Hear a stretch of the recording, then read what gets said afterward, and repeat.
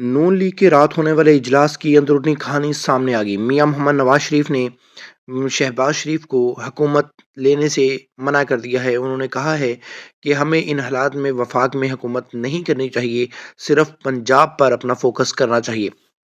اس صورت میں ایک بہت بڑا موقع آ گیا ہے عمران خان کے پاس کہ وہ اگر پاکستان پیپلز پارٹی سے رابطہ کرنے کے بعد وہ ایم کیو ایم سے رابطہ کرے، اور مولانا فضل الرحمان صاحب جو ہے وہ پہلے ہی عمران خان کے ساتھ مل چکے ہیں۔ اس صورت میں عمران خان کے پاس ایک بہت بڑا چانس ہے، بہت بڑا چانس ہے کہ وہ وفاق میں اپنی حکومت بنا سکتے ہیں۔ اور میاں نواز شریف کے اس بیان کے بعد کہ اس صورتحال میں نون لیگ کو حکومت نہیں لینی چاہیے، کیونکہ اگر نون لیگ حکومت لیتی ہے تو بہت سی مشکلات جو ہے وہ نون لیگ پہ اور آ سکتی ہیں۔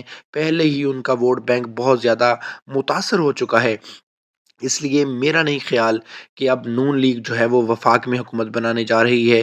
تو عمران خان اور اس کی کابینہ اور اس کی جماعت کے پاس ایک بہت بڑا موقع ہے کہ وہ اس صورتحال سے فائدہ اٹھائیں، اور پی پی سے ملنے کے بعد، ایم کیو ایم سے ملنے کے بعد، مولانا فضل الرحمان سے ملنے کے بعد، اور باقی چھوٹی موٹی جماعتوں سے ملنے کے بعد ایک مکس اچار پارٹی کی حکومت جو ہے وہ بنائی جا سکتی ہے۔